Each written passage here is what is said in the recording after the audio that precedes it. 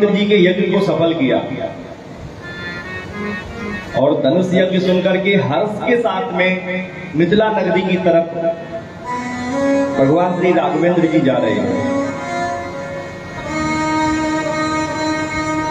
आश्रम एक दिख मगमाही, आश्रम एक दिख मगमाही, आश्रम एक दिख मगमाही, आश्रम एक दिख मगमाही। जीव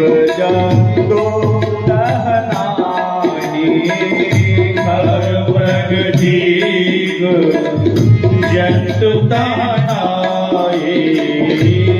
मृग जीव जंतु तहनाही, मृग जीव जंतु तहनाही, मृग जीव जंतु तहनाही।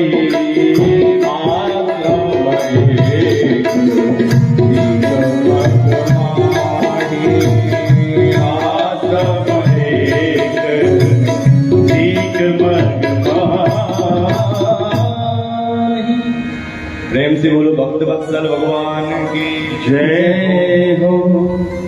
बीच में एक ऐसा आश्रम बड़ा महाराज, वहां मनुष्यों की तो कहे ही क्या, वहां पर कोई पशु पक्षी भी नहीं थे। खग मृग जीव जंतु तहनाई, वहां पर केवल एक पत्थर की स्त्री स्वरूप में शिला पड़ी हुई थी।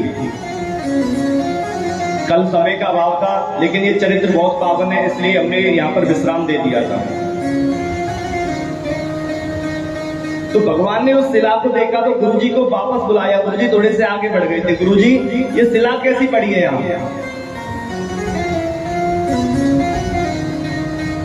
विश्वामित्र जी कहते हैं, राघवेंद्र, इस शिला पर तो कोई दृष्टि नहीं डालता, आपने कैसे दृष्टि डाली? जय हो। भगवान कहते हैं कि गुरुजी, जिस पर कोई दृष्टि नहीं डालता उस पर ही हम दृष्टि डालते हैं। तो भगवान की कृपा भी ऐसी होती है, जो अपने आप को भगवान के चरणों में निवेदित कर देते हैं तो भगवान की दृष्टि उस पर जाती है। और जो केवल सगे संबंधी रिश्तेदारों के ही अभिमान में रहते हैं तो महाराज वो सबसे पीछे आपको मिलेंगे लाइन में। इसलिए अब सौंप दिया इस जीवन का सब भार तुम्हारे हाथों में है, जीत तुम्हारे हाथों में है, हार तुम्हारे हाथों में। ऐसा हमारे हृदय का भाव होना चाहिए। पूछा मुनि शिला प्रभु देखी, जब भगवान ने पूछा ये शिला कौन है, तो कही कथा। विश्वामित्र जी ने पूरी अहिल्या की कथा को भगवान श्री रामचंद्र जी को सुना दिया। सकल कथा मुनि कहा विषेकी, हे प्रभु, ये शिला और कोई नहीं, गौतम नारी श्राप बस उपल देह हरिधीर, चरण कमल रज चाहती, कृपा करो रघुवीर। हे राघवेंद्र, ये गौतम ऋषि की पत्नी है। इसने अपने पति के श्राप के कारण इसका जो स्वरूप है वो पत्थर का बन गया है। हे प्रभु, ये आपके चरणों की रज चाहती है। भगवान राम कहते हैं, गुरुजी, तारने का काम तो आपका है, हमारे चरणों की रज में क्या है? बोले नहीं प्रभु, इसको श्राप भी रजोगुण के कारण लगा है, इसलिए इसको तार भी आपके चरणों की धूल सकती है।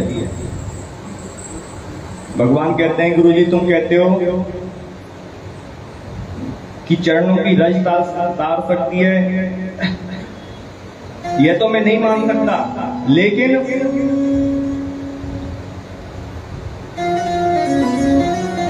मैं अपने एक भक्त का कर्ज जरूर उतारूंगा।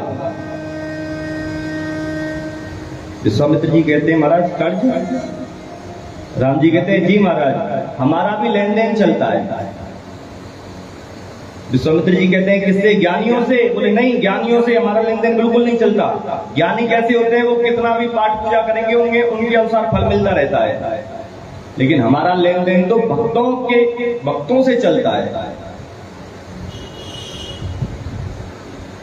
हम एक जगह से लेते हैं दूसरी जगह दे देते हैं। गोपियों के चीर चुराए थे तो द्रौपदी का चीर बढ़ा दिया था।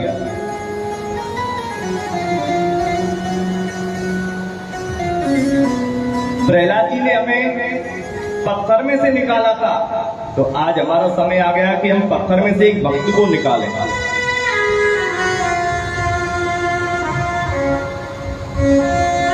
जब भगवान श्री द्वारकाधीश ने शिशुपाल का वध किया था सुदर्शन चक्र से, तो भगवान के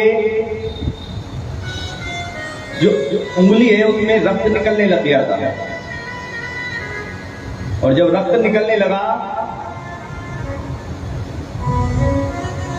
तो जितनी भी भगवान द्वारकाधीश की पटरानियां थी वो सब इधर उधर भागने लगी चीर ढूंढने के लिए। शोक सत्य भामा कियो रुकमणी रोई धाए, बांधन को पट ढूंढती पटरानी अकुलाए। सब पटरानी अकुलाने लगी कि कहां से चीज लाएं, जल्दी द्वारकाधीश के उंगली पर बांधें। लेकिन वहां पर सम्राट युधिष्ठिर की जो पत्नी द्रौपदी थी, उन्होंने अपनी बहुमूल्य साड़ी के किनारे को फाड़ा, तुरंत द्वारकाधीश के किनारे पर जो उंगली पर बांध दिया। भगवान कहते हैं देवी तुमने अपनी बहुमूल्य साड़ी को फाड़कर हमारे उंगली पर क्यों बांधा? द्रौपदी कहती है प्रभु मैंने नहीं बांधा, मैंने नहीं बाड़ा चीर, पीर देख कर अधीर, भागे ही नाथ स्वयं चीर छोड़ भागे हैं। जय हो। भागे वो अवागे जो बड़े नहीं आगे, और भाग उनके ही जागे जो चीर छोड़ भागे हैं। हे प्रभु मैंने कोई चीर नहीं फाड़ा, लेकिन जो धागे मेरी साड़ी में से निकल के आपकी उंगली के ऊपर लग गए महाराज, उन धागों के तो भाग्य की कहना ही क्या है। वो अभागे हैं जो मेरी साड़ी में लिपटे रह गए। भगवान कहते हैं देवी द्रौपदी तुमने हमारा इतना सत्कार किया है तो समय आने पर हम तुम्हारा ब्याह समेत वापस करेंगे। तो जब द्रौपदी पर विपदा आई थी तो भगवान ने उनको इतना वस्त्र दिया, तो भगवान का लेन देन चलता है भक्तों के साथ में।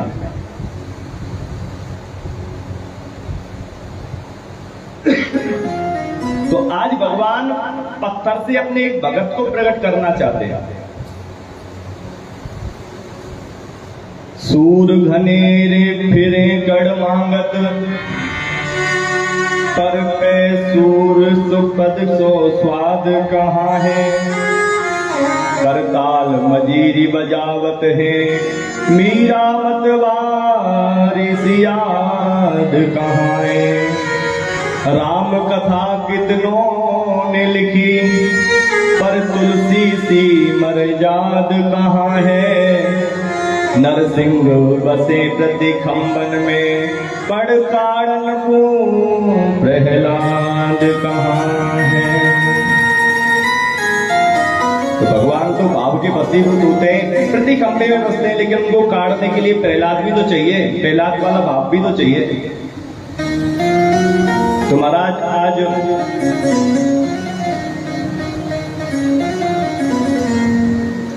भगवान ने गुरु जी की आज्ञा से जब शिला पर अपने चरण की रच दी, तो उसमें से दिव्य स्त्री प्रकट हो गई।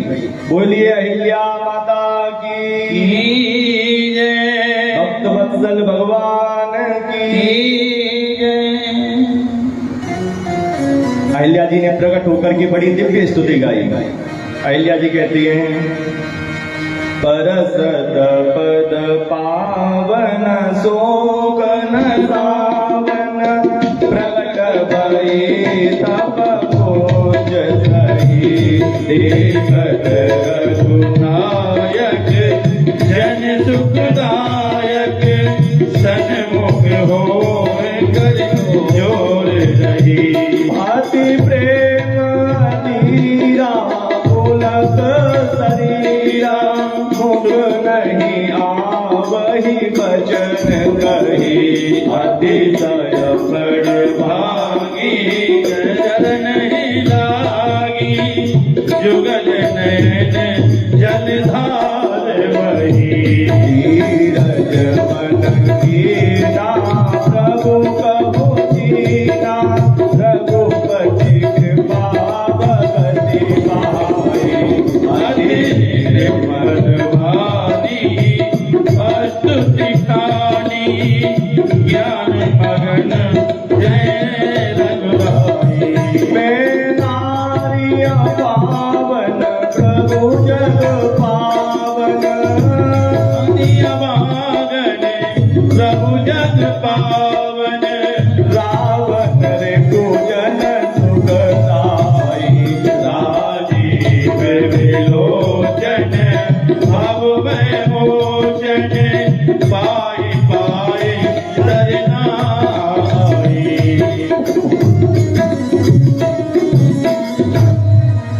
आज अहिल्या जी गदगद हो गई और स्वयं भगवान को अपने सामने देखकर महाराज उनके आनंद का पारा पार नहीं रहा। बहुत देर तक तो स्तुति बोलने के लिए प्रयास किया, लेकिन उनके हृदय में इतना प्रेम आया महाराज केवल आंखों से आंसू बहते रहे। फिर संभल करके बोली कि प्रभु जय हो, आपकी कृपा कैसी है? कोई कृपा करना भी देखे तो आपसे देखे।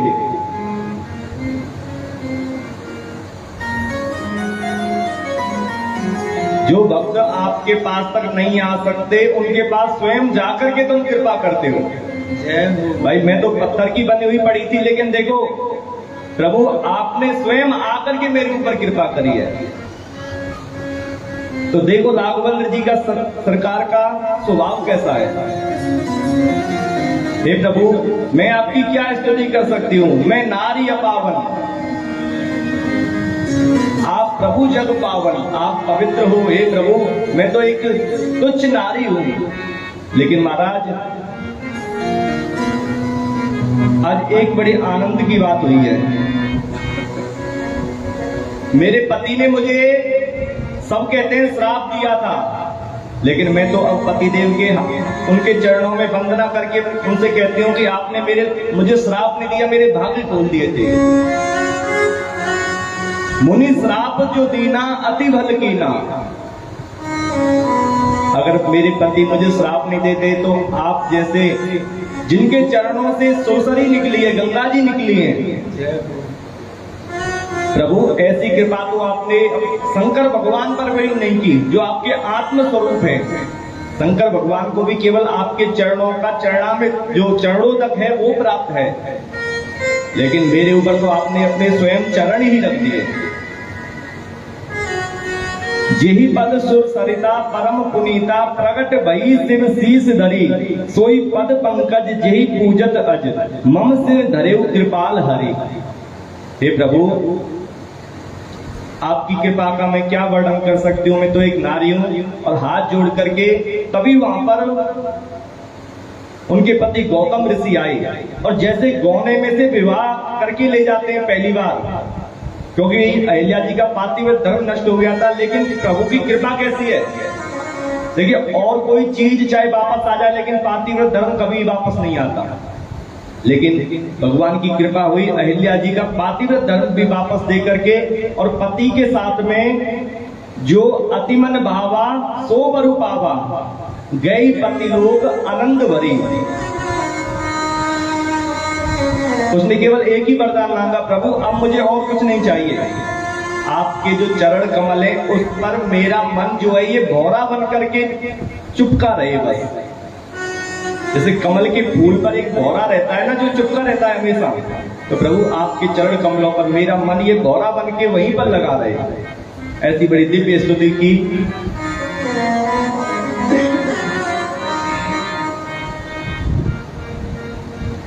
देखो,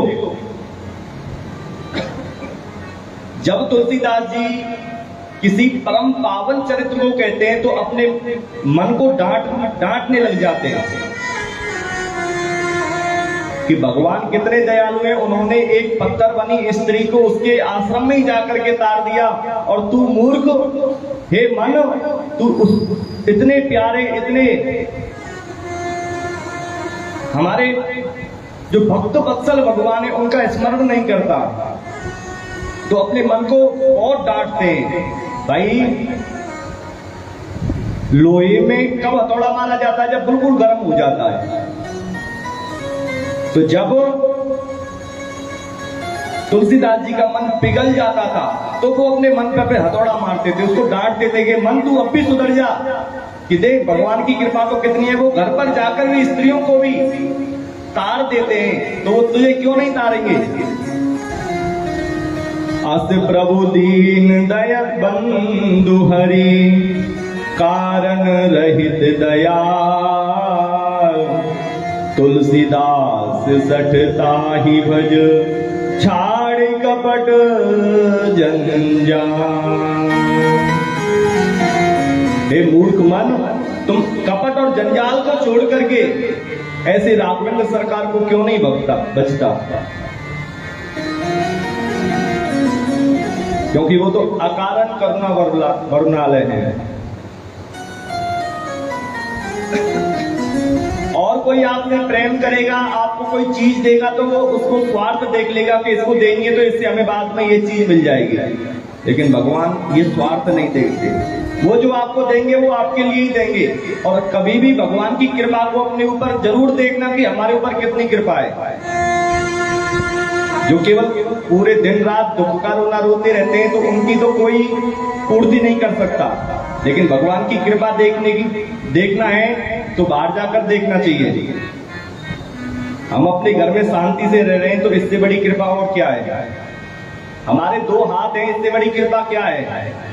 2 आंख है, इससे बड़ी कृपा क्या है। बाहर जाके देखोगे आपको किसी के 1 हाथ नहीं है, किसी के 2 हाथ नहीं है, किसी की दोनों आंख नहीं है। महाराज वो भी जी रहे हैं, लेकिन भगवान ने हम पर कितनी कृपा करी है। तो अस प्रभु दीन दयाल हरि, कारण रहित दयाल। वो कृपा करने के लिए कोई कारण नहीं देखते, जब उनको लगता है तो कृपा कर ही देते हैं।